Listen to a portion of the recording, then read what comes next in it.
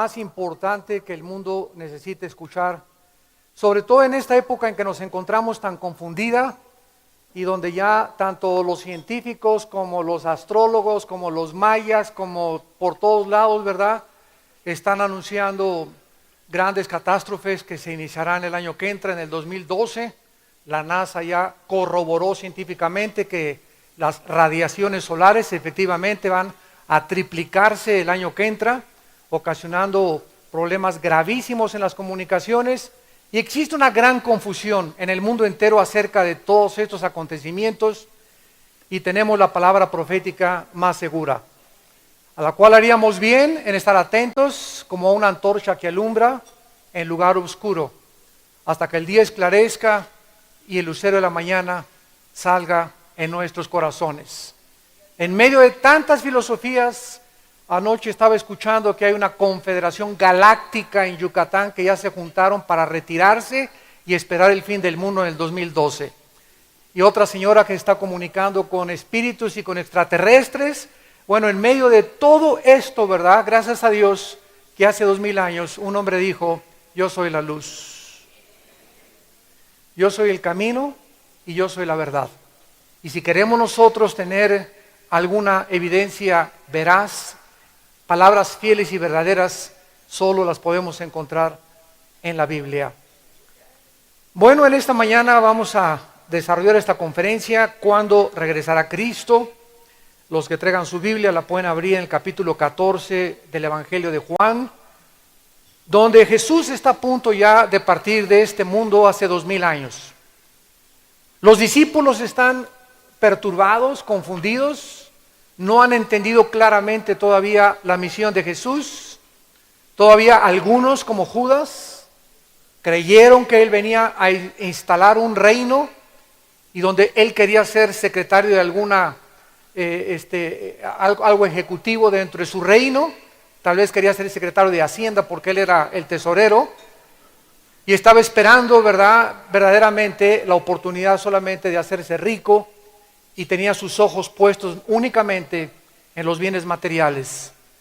Y en medio de esta confusión, cuando Cristo ya está a punto de irse 2 o 3 días antes de su crucifixión, lo primero que les dijo a los discípulos fue: no se turbe vuestro corazón, creed en Dios, crean también en mí. En la casa de mi Padre muchas moradas hay. Si así no fuera, yo os lo hubiera dicho. Voy pues a preparar lugar para vosotros, y si me fuere y os preparare el lugar, vendré otra vez y os tomaré a mí mismo, para que donde yo estoy, ustedes también estén. Notemos que en primer lugar, lo primero que Jesucristo nos dice a nosotros, esta generación 2000 años después, es: no permitan que nada les robe su paz, su tranquilidad, su esperanza, su seguridad que les he venido a traer. Que el dólar va a subir, que el petróleo va a caer, que va a haber guerra en el Medio Oriente. Ningún acontecimiento en el mundo a nuestro alrededor es lo suficientemente poderoso para robar y sacar de nuestra vida la paz. Esa paz que Jesucristo dijo: mi paz les dejo, mi paz les doy. No se turbe vuestro corazón, yo he vencido al mundo. Y ahora es increíble que tanto la clínica Mayo en Rochester, como el hospital Hopkins en Estados Unidos, como 2 hospitales de Inglaterra y uno de Francia, en la revista Medical Journal Medicine, acaban de los 4 hospitales de decir que efectivamente el 80% de las enfermedades, tanto físicas, mentales como espirituales, tienen su origen, el 80%, en el estrés. ¿De qué forma tan impresionante el estrés, ese estado de ansiedad interno, de preocupación, de odio, de rencor, de perturbación interna, de ansiedad, que lleva al mundo, como en España, a ser la nación más grande en consumo de pastillas antidepresivas? Llega a España a ser la nación más grande en el mundo en abortos y en divorcios. Se están vendiendo miles de billones de pastillas antidepresivas en el mundo como el negocio más grande que hay en el siglo XXI. Está el mundo lleno de ansiedad. Nadie sabe qué va a pasar, si va a suceder, en dónde invierto mi dinero. Ahora más que nunca están buscando si es petrodólares o si es petrobonos o si invertir en el oro o en la plata o en la bolsa de valores. El mundo está como nunca desesperado, ansioso, tratando de tener una seguridad financiera para poder tener paz. Y la Biblia dice que Dios deshace como polilla lo más apreciado por el hombre. Jesucristo dijo, si ustedes realmente creen en Dios, crean también en mí. En otras palabras, manténganse creyendo en mí. Y la palabra creer en el original griego significa confiar. Sigan confiando que mis palabras y mis promesas son fieles y verdaderas. Nunca te dejaré, nunca te abandonaré. Estaré con ustedes todos los días hasta el fin del mundo. Estamos aquí pasando como extraterrestres ahora sí en este mundo, porque este mundo no es de nosotros. Estamos como peregrinos, dice la Biblia, visitando este mundo, fortaleciéndonos de alguna forma y desarrollando el carácter para prepararnos para la otra vida. Pero si Jesucristo no hubiera resucitado, no habría esperanza para ninguno de nosotros. En el capítulo 16 de Juan, Jesucristo compara la vida del cristiano con un bebé en el vientre de su madre.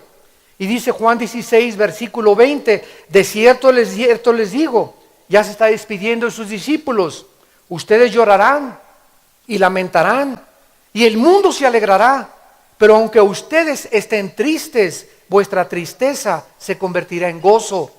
La mujer, cuando da luz, tiene dolor, porque ha llegado su hora. Pero después que ha dado a luz un niño, ya no se acuerda de la angustia por el gozo que haya nacido un hombre en el mundo. También ustedes ahora tienen tristeza, pero los volveré a ver. Y se gozará vuestro corazón y nadie les quitará vuestro gozo.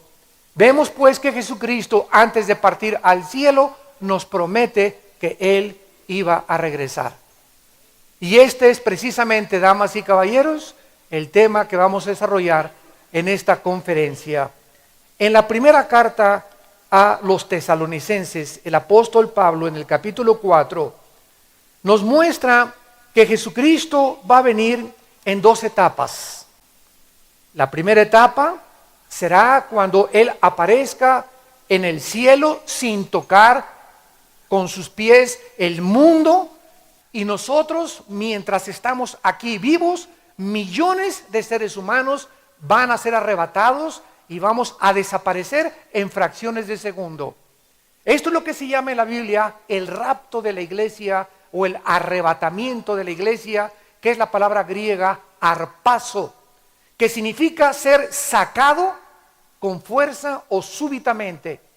Y después van a pasar 7 años donde van a cargarse juicios que la Biblia le llama la gran tribulación. Ojalá que muchos de ustedes no se queden para ese tiempo tan terrible que viene sobre el mundo, donde la Biblia dice en el Apocalipsis que los meteoros van a comenzar a caer, todas las costas van a ser inundadas por tsunamis, los hombres pedirán morir y no van a poder, desfalleciendo los hombres por las cosas tan tremendas y alarmantes que sucederán, señales en la luna, en el cielo, en las estrellas. Todas estas cosas serán los juicios de Dios contra un mundo que, como dijo hace 4 días que se murió el presidente de los ateos en Europa, Christopher Hitchens, que murió de cáncer, dijo, aunque yo estuviera muriéndome, esto lo dijo 4 días antes de morir, yo no creería jamás en Dios, porque es el fraude más grande creer en Dios.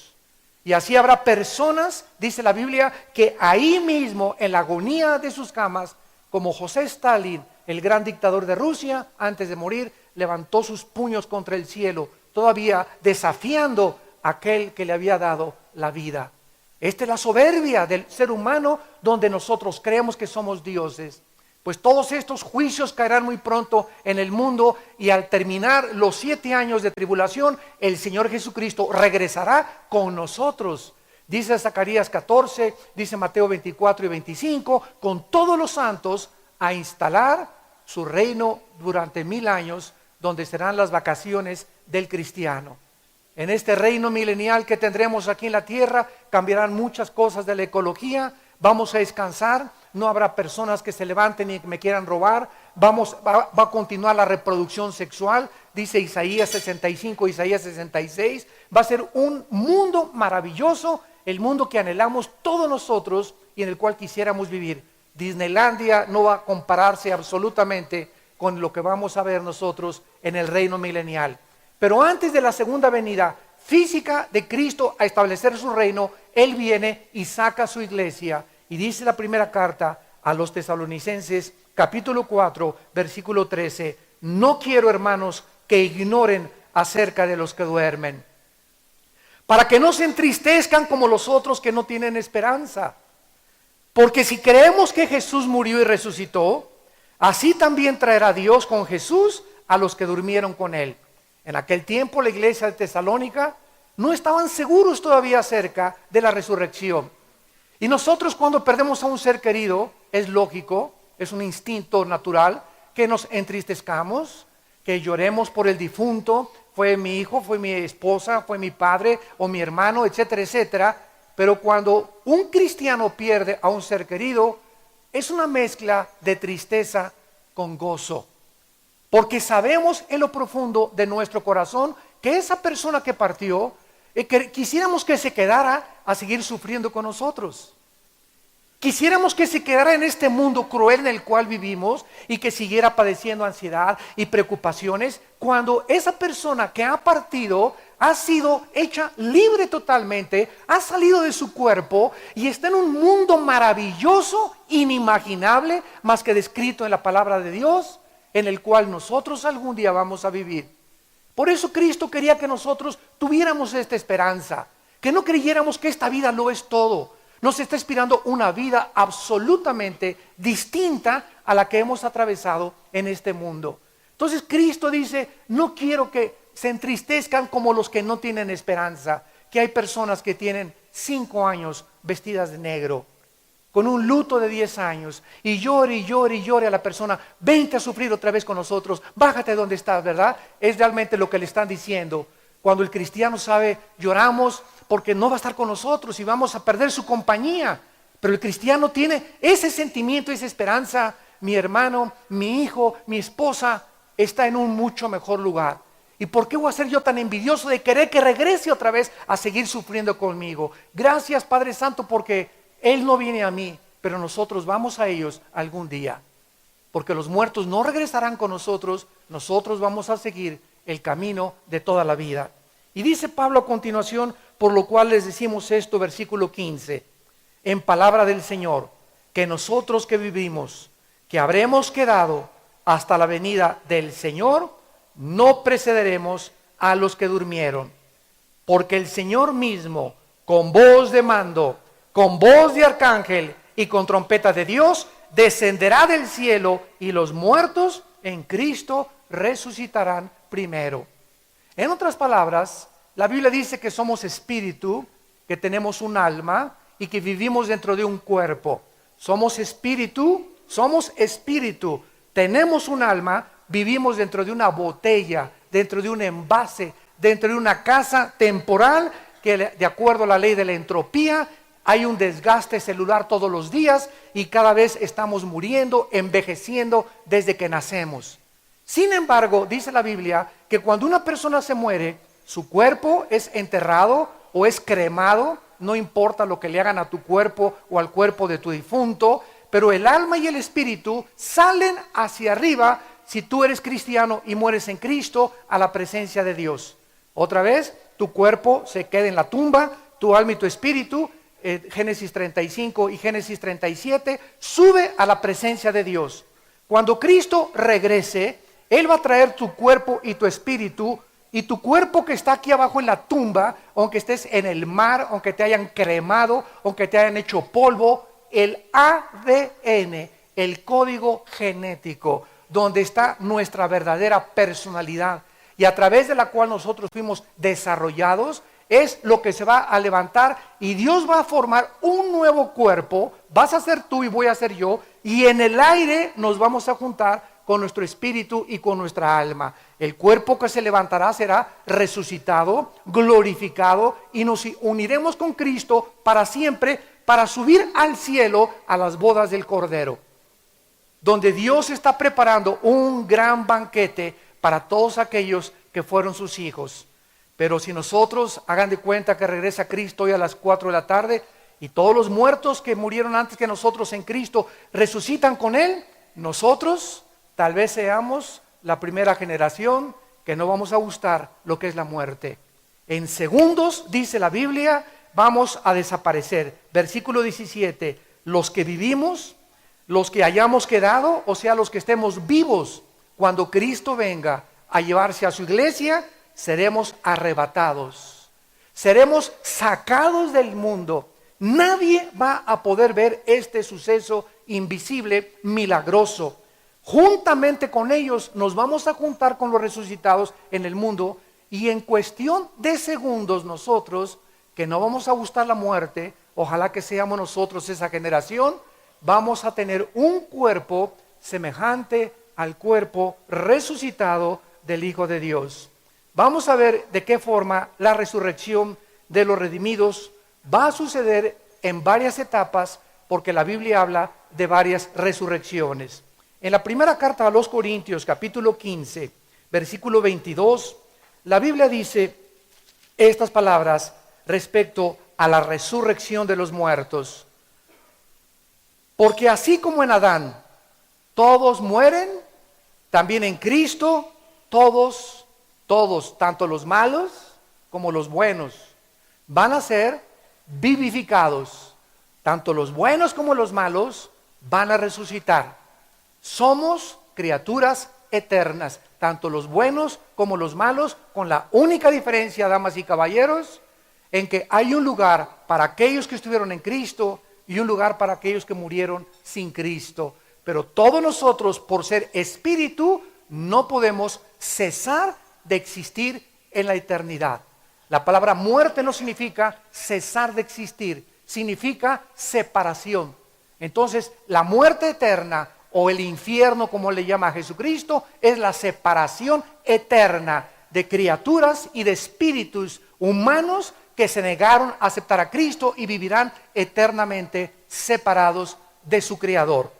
Dice el versículo 22, porque así como en Adán todos mueren, en Cristo seremos vivificados. Pero vean ustedes el orden de la resurrección. Pero cada uno en su debido orden. O sea, Dios ha establecido un orden para los resucitados. Cristo fue el primero en levantarse entre los muertos. Antes de Cristo hubo resurrección. Elías resucitó a un niño, pero volvió a morir. Lázaro fue resucitado, pero volvió a morir también. El primero en haber salido entre los muertos para jamás morir fue el Hijo de Dios. Cuando estuvo exhibido en la cruz del Calvario, Él había prometido que Él era la resurrección y la vida. Dios tenía que bajar del cielo a decirnos que hay alguien que volvió de los muertos y que a través de su resurrección cambió el imperio romano, y el imperio romano no fue vencido por los vikingos o por los bárbaros o por los godos. El imperio romano fue vencido por el mensaje de 12 hombres, los apóstoles, que anunciaron que Cristo había resucitado y le perdieron el miedo a la muerte. Y todos estos cristianos durante el primero y el segundo siglo fueron juntados por los romanos y echados al Coliseo romano por Nerón, y les soltaban a las bestias, los hacían teas humanas, los acostaban en el excremento, en el orín, soltaban a los leones, y veían las mamás cómo venían las bestias salvajes a matar y arrancarle la cabeza a sus hijos, y gritaba el César: pero cállenlos, porque están cantando cuando están muriendo. Porque ellos sabían en quién habían creído, y para ellos el morir era ganancia. Cristo vino a destruir por medio de la muerte al que tenía el imperio de la muerte, esto es, al diablo, para librar a todos nosotros que estábamos por el temor de la muerte, sujetos a ser esclavos del temor de morir. Y cuando una persona entiende esto y tiene la convicción de que Jesús vive en su vida, vives una vida donde puedes decir como Pablo: para mí el vivir es Cristo y el morir es ganancia. Porque estamos esperando como acabo Apocalipsis. Ven, Señor Jesús. Yo todos los días le digo, Padre, ven por tu iglesia. No que vengas por mí, ven por tu iglesia. Pero mientras vienes, danos la oportunidad de seguir sacudiendo y dando este mensaje al mundo y diciéndoles a ustedes, arrepiéntanse en esta mañana. Arrepiéntanse de sus pecados. Los juicios de Dios están cayendo sobre el mundo y tú eres un agente moral libre que eres responsable delante de Dios. No somos animales, no venimos de una selección natural como estableció Carlos Darwin, ni tampoco venimos de la evolución. Somos creados a la imagen y semejanza de Dios y en esto consiste la dignidad humana, en que somos criaturas hechas a la imagen de Dios. No somos como los animales, ellos tienen alma y tienen cuerpo, nosotros tenemos espíritu. Y esa es la diferencia entre nosotros y los animales, que Dios nos dio la capacidad de conocerlo, de adorarlo, de comunicarnos entre nosotros, de profundizar, de pensar, de reflexionar. Los animales no tienen conciencia de otro mundo que se pueda avecinar. Dice la Biblia que entonces la primera resurrección fue de Jesucristo y dice el versículo 23, las primicias. Cuando Cristo resucitó, dice la Biblia, que algunos abrieron las tumbas, se abrieron las tumbas y hubo un grupo de personas. Yo estaba anoche pensando si alguno de estos resucitados fue Juan el Bautista, a quien Herodes le acababa de cortar la cabeza. Como no sabemos quiénes fueron los que resucitaron junto con Cristo, dice la Biblia que los que resucitaron junto con Cristo se llama las primicias.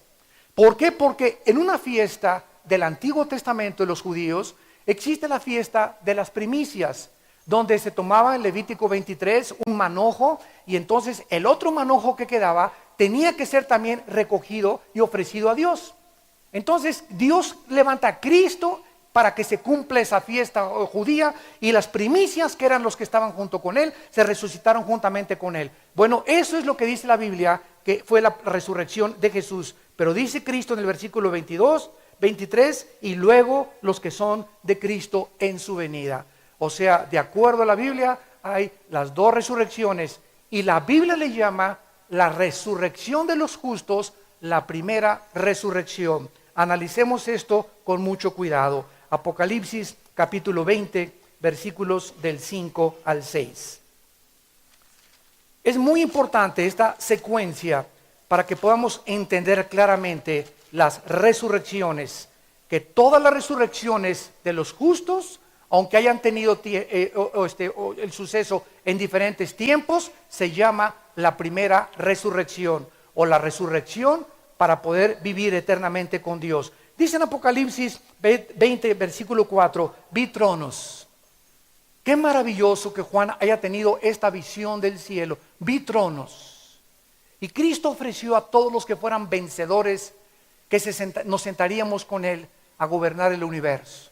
Juan vio esto, vi tronos y se sentaron sobre ellos los que recibieron facultad de juzgar. No todos los cristianos vamos a tener un trono, solamente aquellos que fueron vencedores, aquellos que verdaderamente fueron fieles hasta la muerte, porque en el cielo va a haber diferentes grados, va a haber generales, va a haber tenientes coroneles, va a haber sargentos, va a haber soldados rasos también. Lo mismo que en el infierno. Todos creen que el infierno es un lugar donde todos van a ir amontonados ahí en un pozo. En la Biblia dice que hay diferentes niveles de castigo en la eternidad. ¿Quiénes serán castigados más de acuerdo a Cristo? Aquellos a quienes se les dio más. Porque aquel siervo que no conocía la voluntad de Dios y no se preparó, recibirá menos azotes. Pero aquel siervo que conociendo la voluntad de su Señor no se preparó, recibirá más azotes. En otras palabras, todos ustedes que están escuchando recibirán más que cualquiera. Por el simple hecho que hay millones en el mundo que no están escuchando lo que tú estás escuchando. En el momento en que tú escuchas la palabra de Dios, te haces culpable. Porque tú tienes que decidir, tal vez hoy para ti es el día de la decisión, ¿qué vas a hacer con Cristo en tu vida?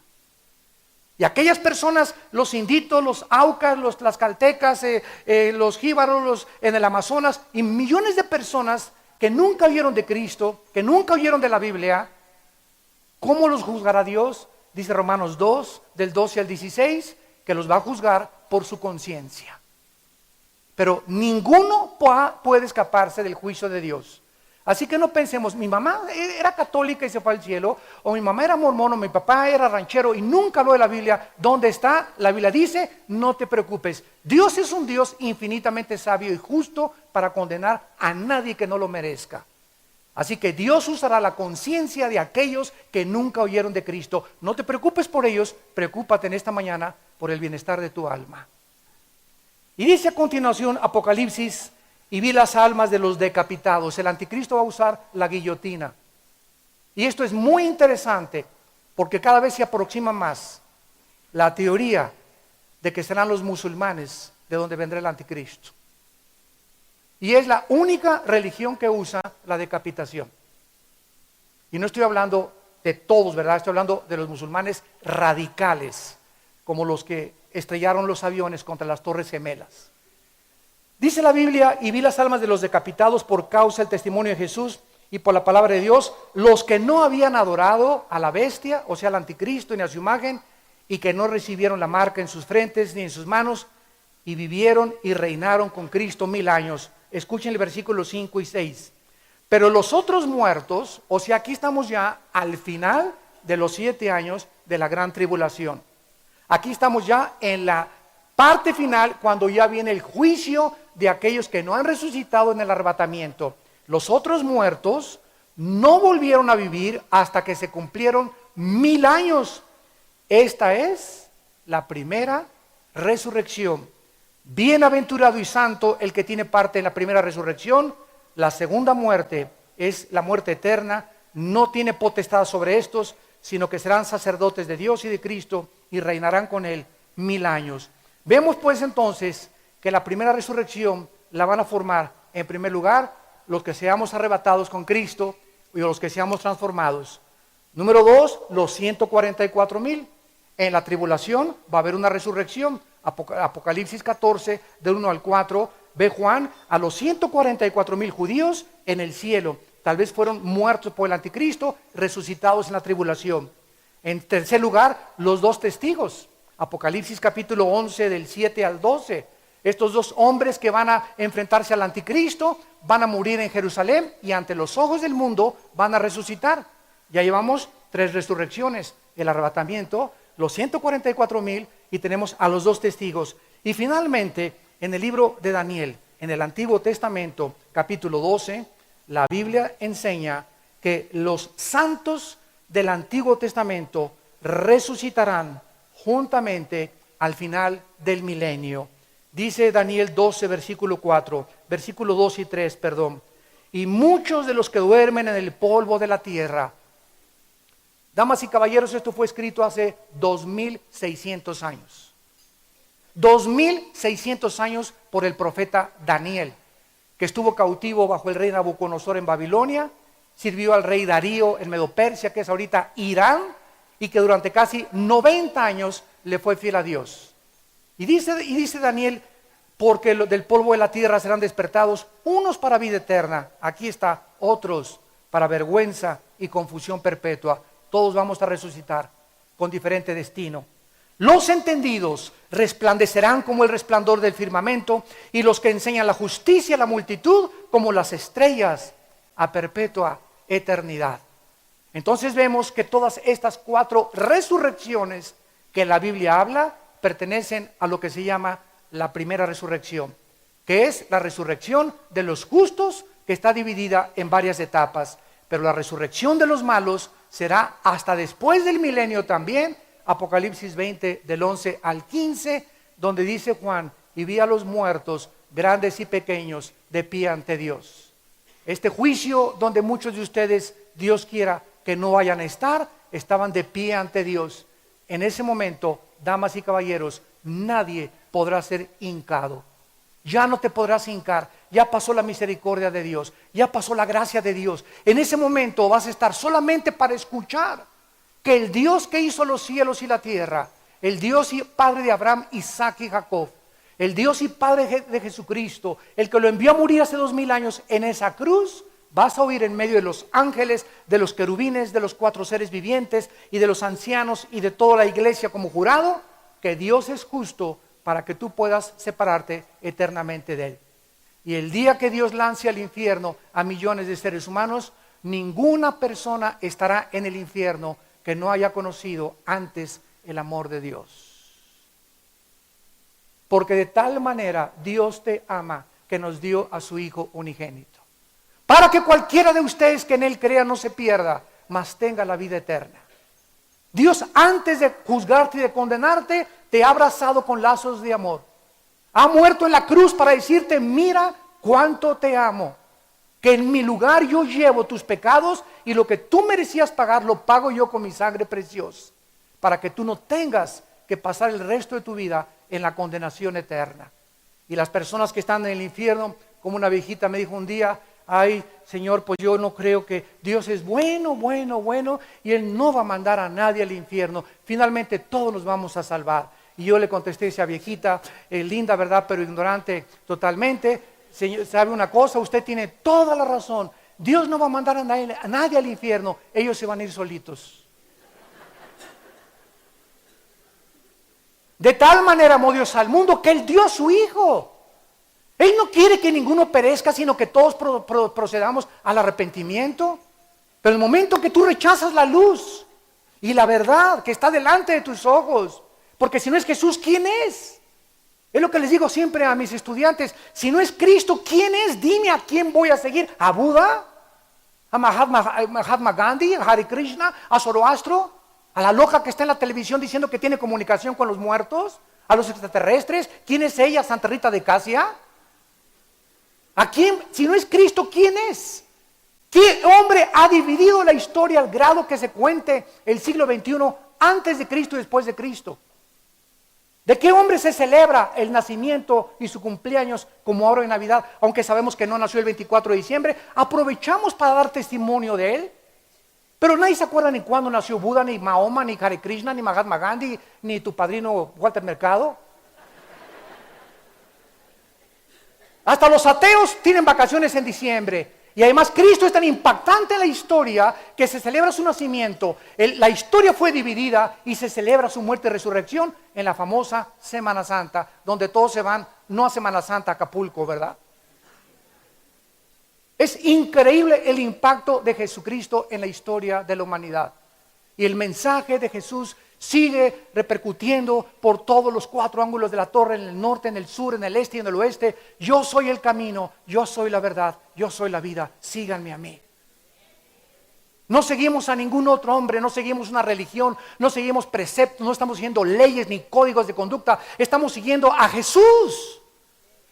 Porque tú puedes ser una persona que asista a una religión sin tener a Jesucristo. Tú me puedes decir en esta mañana: yo soy católico, protestante, o evangélico, mormón, o testigo de Jehová, o etcétera, etcétera. Sin tener a Jesús, tú puedes pertenecer por herencia, porque tus padres, tu familia va a esa iglesia, a ese edificio, y ya te uniste a esa congregación, sin que tengas necesariamente una relación personal con Dios. ¿Qué es el cristianismo? Es una relación personal, diaria, viva y dinámica con alguien que resucitó de entre los muertos. Y yo te invito esta mañana, no que vengas a una religión, ni a una secta, ni a un grupo de un código de conducta. Te invito a que vengas a un hombre que se llama Jesús de Nazaret. Él solo puede entrar a tu vida y cambiar y transformar tu carácter, cambiar tu matrimonio, transformar tus hijos. Y cuando tú recibes a Cristo, subes a un nivel. Aquí está el nivel del mundo, donde todos lo que ven, lo que oyen, lo que sienten y lo que huelen es lo único que pueden creer. Cuando entramos al nivel de la eternidad, subimos a un nivel y comenzamos a vivir en milagros. Comienzas a vivir milagros, comienzas a ser testigo que Dios existe, que Él puede cambiar tu vida, puede cambiar tu esposo, tu esposa, puede cambiar tus hijos, puede cambiar tu situación, puede cambiar tu destino. ¿Por qué? Porque nadie que viene a mí, dice Cristo, le echo fuera. Y en la persona que se acerca a mí, ríos de agua viva saltarán dentro de su ser. ¿Quién sería tan loco, verdad, con insanidad mental de rechazar lo que Dios nos está ofreciendo? Una paz, una seguridad, una esperanza, que es lo que más necesita el mundo en nuestros tiempos. Y se encuentra no en un político, no en un partido político, no en la esperanza de una nación, no en los dólares, no en las finanzas, se encuentra en Dios. ¿De dónde vendrá nuestro socorro? Nuestro socorro viene de Jehová, que hizo los cielos y la tierra. De allá viene nuestro socorro. No pongas tus ojos en ningún hombre, en ningún partido, en ninguna institución, porque vas a ser desilusionado. Nuestros ojos puestos en Jesucristo. Y finalmente dice la Biblia en penúltimo lugar, ¿con qué cuerpo vamos a resucitar? Todo el mundo se pregunta, bueno, ¿cómo será nuestro nuevo cuerpo? ¿Será como el de Superman? ¿O como el hombre araña? ¿O como el de He-Man o Batman? ¿Qué características tendrá nuestro nuevo cuerpo? Vayamos a la Biblia. En el libro de Filipenses, en el Nuevo Testamento, capítulo 3. Maravillosa es la Biblia. Ya deja de ver el triunfo del amor. Porque nunca te llevará a triunfar en el amor, aparte de eso. Dice en Filipenses capítulo 3, versículo 20 y 21, mas nuestra ciudadanía está en los cielos, de donde también esperamos. Esa es la vida del cristiano, estamos en una constante esperanza que Cristo puede venir hoy, mañana, y si no viene pasado mañana, el día que tú mueras, y tal vez muchos van a morir hoy, o pasado mañana, el día que tú mueras, te encuentras con Él, como tu juez o como tu Salvador.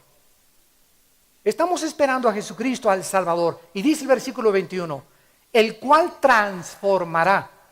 Esta palabra metasechimazo en el griego significa cambiar de forma. Es exactamente la palabra que se usa cuando el cocuyo se adhiere al tronco de un árbol y deja ahí totalmente su antiguo cuerpo y sale volando como una mariposa. Hubo una transformación, de repente salió volando como mariposa. Cuando resucitemos, así vamos así del cuerpo y vamos a comenzar a volar como las águilas. Y este cuerpo, dice la Biblia, que era de la humillación nuestra mientras estamos aquí, va a ser semejante, escuchen, al cuerpo de la gloria suya, por el poder con el cual puede también sujetar a sí mismo todas las cosas. Muy bien, la Biblia enseña, damas y caballeros, que nuestro cuerpo será exactamente igual, con las mismas características que tendrá el cuerpo de Cristo cuando resucitó. Vamos a comparar estas características. Número 1, el cuerpo de Cristo cuando resucitó no tenía sangre. Ahorita, dice Levítico 17:11, antes de que se descubriera la circulación de la sangre, la vida de la carne está en la sangre. La Biblia tiene datos científicos más antiguos y más modernos que el periódico y la ciencia de mañana en la mañana. Antes de que se descubriera la circulación de la sangre, dice Hechos 17, el apóstol Pablo, de una sangre nos ha hecho a todos los seres humanos, negros, amarillos y anglosajones. Somos seres humanos. El día que te necesitas una transfusión de sangre, dile a tu maestro que cree que venimos de chita que te haga la transfusión de un chango.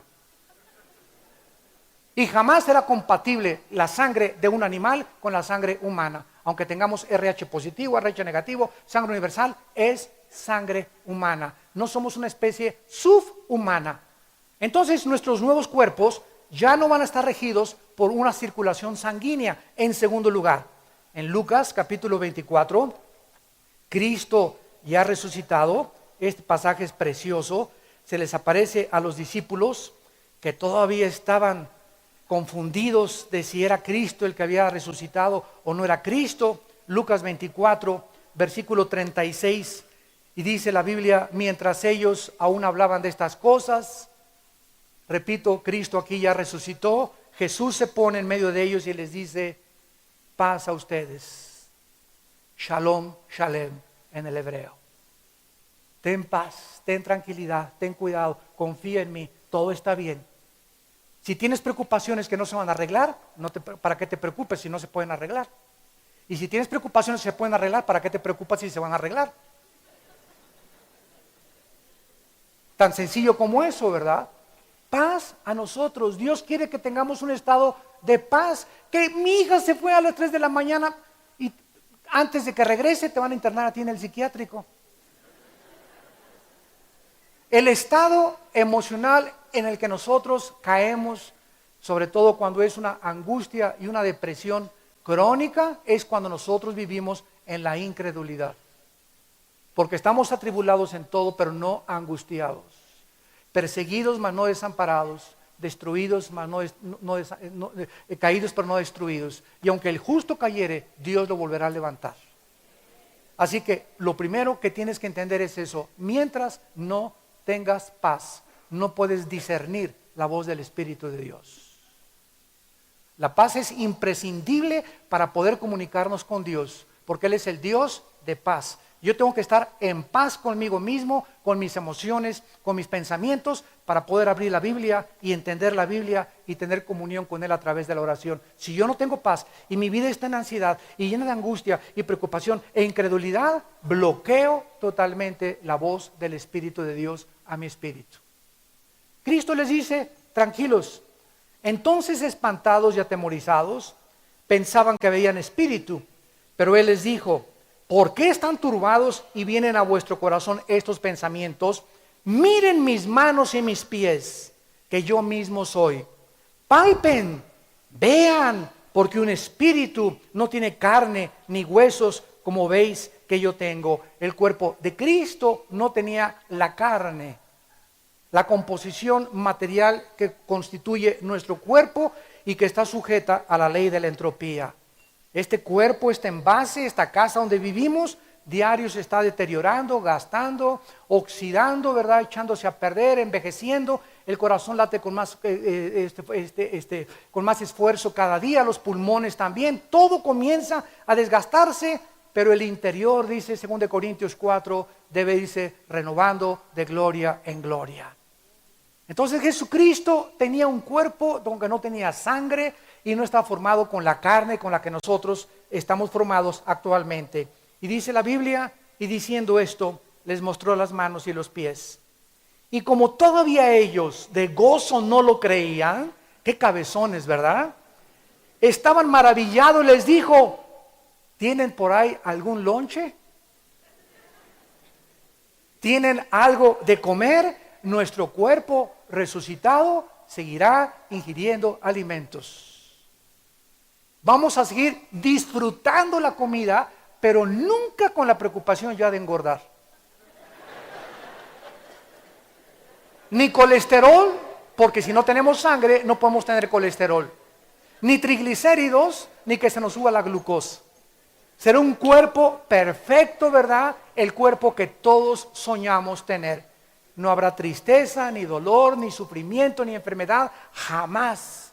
Será un cuerpo totalmente glorificado. Y entonces le dieron parte de un pez asado y un panal de miel. Cristo comió un pez, un pescado. Baja Cristo con un cuerpo resucitado y glorificado. Y el cuerpo de Cristo puede tomar alimentos físicos. Los ángeles en el Antiguo Testamento, por ejemplo en Génesis 18, que visitaron a Abraham, les dio de comer un cabrito y se lo comieron los ángeles. Lot también les dio de comer a Génesis 19 y se lo comieron los ángeles. Las criaturas que están afuera de nosotros, en la quinta o sexta dimensión, tienen acceso a nuestra dimensión, pero no están sujetos a las leyes de nuestra dimensión, como la ley de la entropía, la primera y la segunda ley de la termodinámica y la ley de la gravedad, o las leyes de fuerzas termonucleares o nucleares. Son fuerzas extrañas que ellos viven y que al entrar a nuestra dimensión atraviesan las paredes, se pueden materializar, desmaterializar, pueden comer con nosotros. Dice la Biblia en Hebreos 13 que muchos han hospedado ángeles en su casa sin saberlo. Entonces, qué increíble que estas criaturas puedan materializarse y desmaterializarse. Así será nuestro cuerpo. Ahora vemos en 1 Corintios 15, 51, que nos sigue la Biblia diciendo cómo será nuestro cuerpo. Versículo 51, 1 Corintios 15, 51. He aquí, dice el apóstol Pablo, les digo un misterio. No todos dormiremos, pero todos seremos transformados. ¿De qué está hablando? De aquellos que vamos a ser arrebatados. No, dormir en la Biblia no es morir. Morir es cesar de existir. La Biblia dice dormir. Entonces, no todos aquellos que están muertos, ¿verdad?, van a ser transformados, pero nosotros vamos a ser transformados en un momento, en un abrir y cerrar de ojos. A la final trompeta, se tocará la trompeta y los muertos serán resucitados, vean ustedes, incorruptibles. En otras palabras, ya no estará haciendo efecto la ley de la entropía en nuestro cuerpo.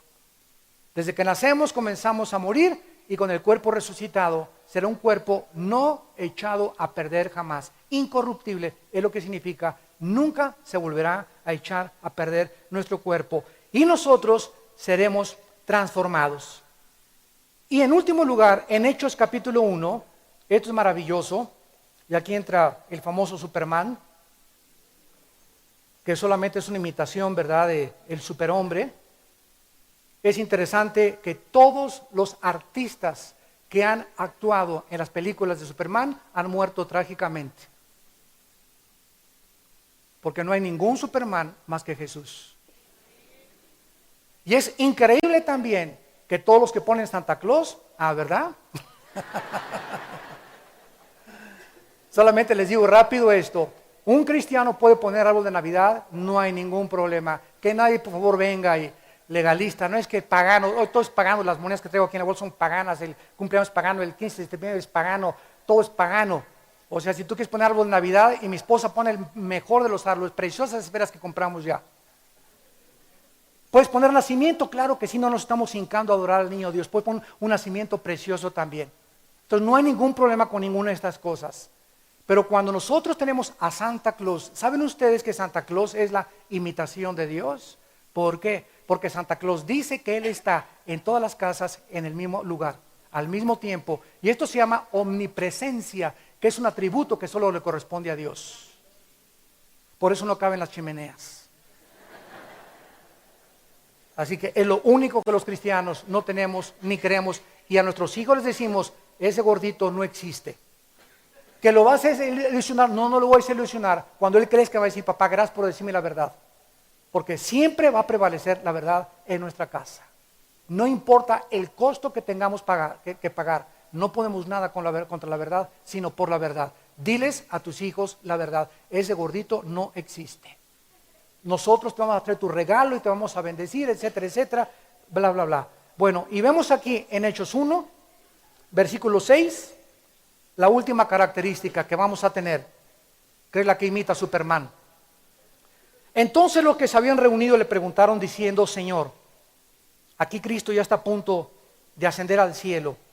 ¿Restaurarás el reino de Israel en este tiempo? Y Él les dijo, no les toca a ustedes saber la cronología, ni los sazones o los tiempos exactos que el Padre puso en su sola potestad. Pero recibirán poder cuando haya venido sobre ustedes el Espíritu Santo y me serán testigos. En México, en el Distrito Federal, en Tlalnepantla, en Atlacomulco, en Jalisco, en Estados Unidos y en lo último de la tierra, a donde quiera que vayas, lleva el mensaje de la salvación en Cristo. Y habiendo dicho estas cosas, puestos los ojos en el cielo, entre tanto que él se iba, se pusieron junto a él, a ellos, dos varones con vestiduras blancas, los cuales también les dijeron, varones galileos, ¿por qué están mirando al cielo? Este mismo Jesús que ha sido tomado de ustedes al cielo, así vendrá como le habían visto ir al cielo. Cristo pudo comenzar a volar. Su nuevo cuerpo glorificado ya no estaba operando bajo la ley de la gravedad, que es la que descubrió Isaac Newton. Todo cuerpo más pesado que el aire es atraído al centro de la tierra. Cristo comenzó a elevarse, a volar hacia el cielo. Nuestro cuerpo glorificado nos vamos a poder transformar de galaxia en galaxia. ¿Saben ustedes, para que tengan una idea, ahora que se habla de trillones y de segundos y la nueva partícula neutrino que está rompiendo la teoría de la relatividad de Alberto Einstein, que es más rápida que la velocidad de la luz? ¿Saben ustedes que cuánto es 1.000.000 de segundos? Perdón, son 12 días. 1.000.000.000 de segundos, 32 años. Y 1.000.000.000 de segundos, 32.000 años. Ahora, convirtámoslo esto en dinero. $1.000.000.000, ¿cuánto es? Porque hasta hace 3 o 4 años comenzaron a mencionar que el endeudamiento es de trillones de dólares. Es una cantidad que nadie jamás hace 5 o 10 años ni siquiera pensábamos en trillones de dólares. Si tú gastas $1.000.000 durante 240 años, no acabas de pagar $1 trillón. O sea, desde el tiempo de Daniel, que son 2.500 años hasta nuestros días, si una persona hubiera comenzado a gastar $1.000.000 hasta nuestros días, no hubiera acabado de pagar $1 trillón. Para que tengas idea lo que es $1 trillón. Si tú gastaras $1 por segundo durante 350 años, $1 por segundo, 350 años, no acabarías de pagar $1 trillón. Estados Unidos tiene una deuda de $14 trillones. El mundo se está hundiendo ante todos nosotros. Y vamos a ver finalmente, ¿existen señales del arrebatamiento? No, no existe ninguna señal del arrebatamiento.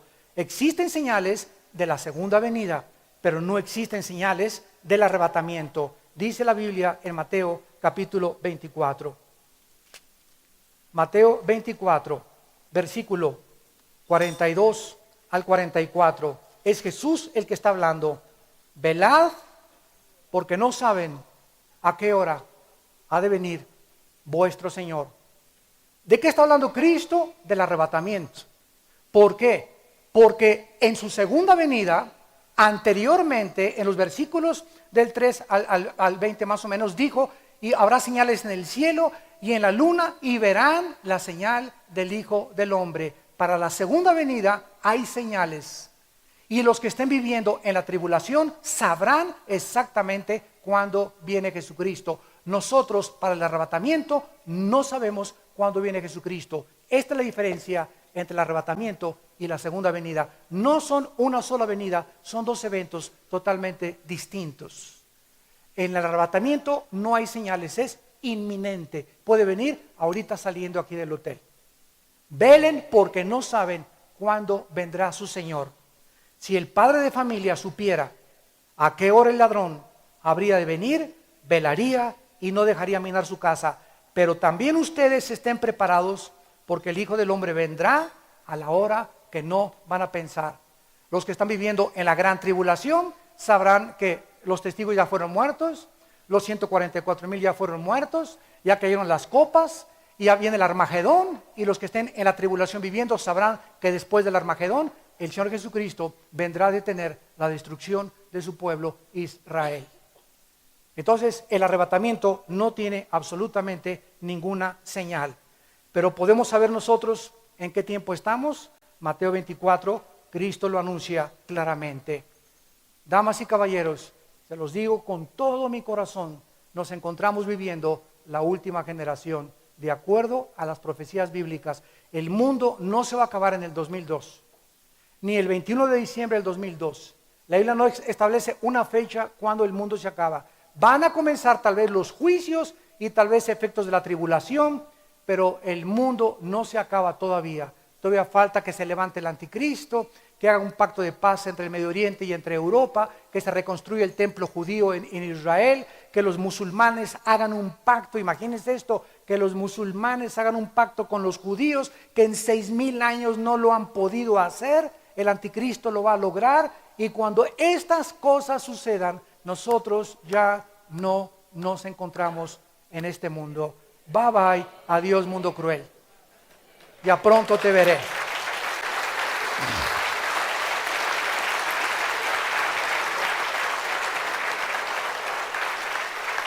¿Cómo sabemos que estamos en la última generación? Dice Mateo 24, versículo 6, oirán de guerras y rumores de guerras. Miren que no se turben, porque es necesario que todo esto acontezca, pero aún no es el fin. Porque se levantará nación contra nación y reino contra reino. Y habrá pestes, hambres y terremotos en diferentes lugares. Y todo esto será principio de dolores. Damas y caballeros, hasta 1914, jamás el mundo había visto una conflagración internacional en la Primera Guerra Mundial. Siempre ha habido guerras, pero nunca se han involucrado la mayor parte de las naciones. 1939 se inicia la Segunda Guerra Mundial cuando Adolfo Hitler invade Polonia y Checoslovaquia. Y durante la Segunda Guerra Mundial mueren, y la Primera Guerra Mundial mueren aproximadamente 75-80 millones de seres humanos. De acuerdo al Instituto para la Paz en Suecia y Estocolmo, desde la Segunda Guerra Mundial hasta el año 2000 han habido más de 378 guerras, revoluciones y golpes de Estado. Las Naciones Unidas no han podido detener las guerras entre nosotros. Y estamos al borde ahorita de que Israel invada a Irán o ataque a Irán, o que al contrario Irán bombardee a Israel, o que se vengan las naciones árabes ahorita contra Israel, ahora que todos los soldados ya fueron sacados de Irak. Irak ya se quedó absolutamente en manos de los musulmanes. Israel está solo por primera vez en la historia, desde el 48 que se independizó como nación. Y ahora la única nación que tiene Israel a su lado es Jordania. Y están a punto de derrocar al rey Hussein de Jordania. Cuando esto suceda, queda aislado totalmente Israel. Y Cristo dijo: cuando veáis a Jerusalén rodeada de ejércitos, sabed que el tiempo es el final. Los terremotos de 1976, de acuerdo al Instituto Sismológico en Boulder, Colorado, desde el 76 al año 2000, se han multiplicado. Siempre ha habido terremotos, nunca al nivel como el de Chile, que cambió el eje de la Tierra 5 centímetros. Como el tsunami que azotó y devastó Japón, es la única nación en el mundo que se había preparado para los terremotos. Qué increíble coincidencia. Qué paradoja que Japón se haya preparado con unas estructuras tremendas y nunca se esperaron que no sería por ahí, vendría por el agua. Y arrasó totalmente. No se esperaron la fuga de radioactividad de las plantas nucleares también en Japón, que llegaron hasta Nueva Zelanda y hasta Australia y a las costas de Indonesia y a las costas de las Filipinas y a las costas, hasta Rusia llegó la radioactividad, hasta las costas de California llegó la radioactividad de Japón. Estamos en un mundo en el cual estamos totalmente siendo sacudidos de la noche a la mañana. La semana pasada que estaba yo en Toluca, como a las 8 de la noche, comienza mi casa, yo creí que el tinaco se me caía encima. El terremoto que acaba de pasar, que casi fue de 0.7 grados. En ese momento me quedé ahí quieto, pero en ese momento pensé otra vez en mi corazón, qué frágiles somos. En cualquier momento inesperado, un accidente, un choque, una embolia, un ataque al corazón, un terremoto, algo que nunca nos imaginamos puede suceder, donde nos corta la vida. Y teníamos planes, voy a hacer esto, y mi dinero, invertir, y de la noche a la mañana Dios interrumpe nuestros planes y nuestras vidas y nos dice: prepárate para encontrarte con tu Dios. ¿Estás tú preparado para encontrarte con tu Dios? En la primera carta a los Tesalonicenses, capítulo 5, para terminar, encontramos estas exhortaciones que Pablo les da a los que creen que van a ser arrebatados en el próximo evento internacional. Dice 1 Tesalonicenses capítulo 5, versículo 4: mas ustedes, hermanos, no están en tinieblas, para que aquel día nos sorprenda como ladrón. Nosotros somos hijos de la luz. Este es un mensaje a la iglesia. Somos hijos de la luz, porque seguimos a Jesús, que Él dijo: yo soy la luz y el que me siga no andará en tinieblas. Si cuando vengan estas cosas y lo que está pasando en el mundo, tú te quedas después del arrebatamiento y te decías cristiano, es porque era mentira tu cristianismo. Eras religioso de la boca para afuera. Tu corazón nunca fue transformado, nunca tuviste una relación personal con Cristo, nunca te gustó leer la Biblia, nunca tuviste tiempo de oración, nunca le hablaste a nadie de Cristo, no ganaste ninguna alma, y en aquel día me dirán: Señor, Señor, y te dirá el Señor: yo nunca te conocí, apártate de mí. Pero yo hablé lenguas, yo hice milagros, yo eché demonios. Les diré que nunca los conocí, porque nunca hicieron mi voluntad. ¿Cuál es la voluntad de Dios? Vayan y prediquen el Evangelio. ¿A quién le estás hablando de Cristo? ¿A qué familia ahora en Navidad ya estás aprovechando para el día de Navidad? Le digas a toda tu familia: ¿me permite unas palabras? Voy a orar, voy a dar gracias. Que no te dé vergüenza. A Él no le dio vergüenza morir en la cruz. Y que en Navidad puedas decirles, de tal manera amó Dios al mundo, querido papá, querida mamá, primos, hermanos, cuñados, que Dios nos ama. Dios nos manda que nos arrepintamos, reciban a Cristo. Invita a tu familia a recibir a Cristo en esta Navidad. No desaprovechemos el tiempo porque el juicio de Dios se avecina. Velemos porque el tiempo está cerca. ¿Cuántos de ustedes en esta mañana no quisieran por primera vez abrirle su corazón al Hijo de Dios? Entregarle tu vida a Jesucristo, arrepentirte de tus pecados y ahí desde tu lugar decirle estas palabras. Inclina tu cabeza y en lo más profundo de la sinceridad de tu alma, dile a Dios estas palabras. Señor mío y Dios mío, en esta mañana me arrepiento de mi vida. Sé que tú resucitaste de los muertos a los 3 días y que en una cruz abriste tus manos, tus brazos para derramar tu sangre en mi lugar. Señor Jesús, creo en ti, en lo que hiciste en la cruz, en tu sacrificio perfecto y eterno para pagar por mis pecados. Te pido que en este instante entres a mi vida. No entiendo muchas cosas aún y no necesito entenderlas todavía, pero sí necesito entender que te necesito, que tú tienes la vida eterna que yo necesito y el poder de transformar mi vida, mi familia, mi futuro matrimonio, mi matrimonio, mis hijos, nuestra nación. Señor Jesús, entra a mi corazón como mi Dios y mi Salvador. Gracias porque vives por los siglos de los siglos y porque me has dado el poder de vivir para ti. Gracias, Señor, te pido en este instante que me des la sabiduría y el entendimiento para que cada vez que abra las páginas de tu santo libro, la Biblia, la luz pueda salir y transformar mis pensamientos, mi carácter, mi forma de ser, para ser conformado a la imagen de tu Hijo Jesucristo, en quien te doy las gracias. Bendito Jesús. Amén. Gracias a Dios por este mensaje. Gracias a Dios por la Biblia. Gracias a Dios. Gracias, Señor. Gracias, Señor.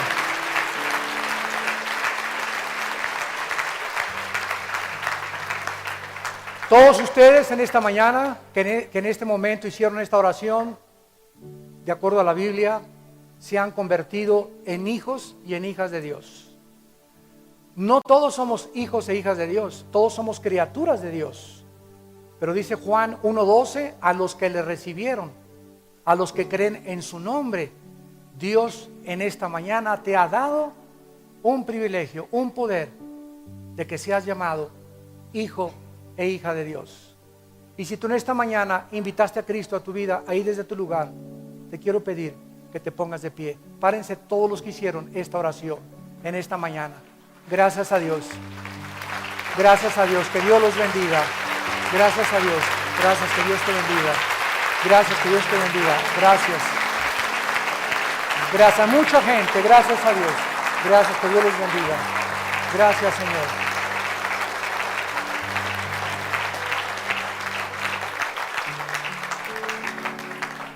Bienaventurados los que lloran, porque ustedes serán consolados. Bienaventurados los misericordiosos, porque ustedes han tenido compasión de la gente. Dios tendrá compasión de ustedes.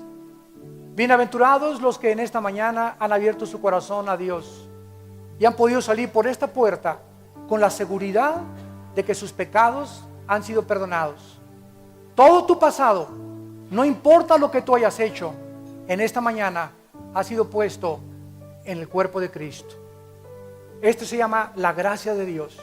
Ya no tienes por qué preocuparte de tus pecados pasados, porque Dios dice que están enterrados en el fondo del océano. Y como está tan lejos el oriente del occidente, así tus pecados han sido desaparecidos de la parte de Dios. ¿Lo merecemos? No. Dios lo hizo porque Él murió en nuestro lugar en una cruz. Porque no es por obras la salvación, es por la gracia.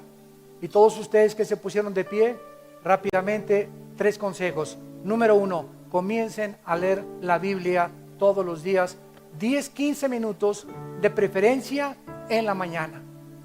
O poner una cassette, ¿verdad? Ahí cuando vas a tu trabajo y comenzar a leer la Biblia con el Evangelio de Juan. Recomiendo que inicien la lectura con el Evangelio de Juan. Y después de orar, decirle: Padre, gracias por tu palabra. Ahorita al salir van a comer todos en algún lugar. Por primera vez tal vez agarra a tu esposa, a tus hijos, a tus abuelos. Vamos a orar por los alimentos. Y no solamente así, verá, echa la persinada ya. No, Padre, gracias por estos alimentos con tu corazón. Gracias porque esta mañana no entiendo qué ha pasado, pero entiendo que Cristo está vivo. Ese es el mensaje. No entiendo todavía, pero lo único que sé es que Cristo está vivo. Y Él entró a mi vida esta mañana. Y Él no me va a fallar. Y cuando te acuestes, ora también. Orar es platicar con Dios. Y siempre háganlo en el nombre de Jesús. Porque es por causa de Cristo que el Padre nos oye. Y en tercer lugar, cuéntenle a alguien en este mismo día lo que hiciste esta mañana. Háblale a tu cuñado, a tu novia, a tu novio. Oye, ¿qué crees? Esta mañana fui a una conferencia. Dios tocó mi corazón como nunca lo había tocado. Ahora sé que Cristo está vivo. Te van a preguntar: a ver, explícame. Mira, dile: yo no puedo explicarte nada. Lo único que te digo es que Cristo vive por los siglos de los siglos, y Él viene con sus santos ángeles a reinar en este mundo y a traer la justicia y la paz con la que hemos soñado durante toda la historia. Que Dios los bendiga.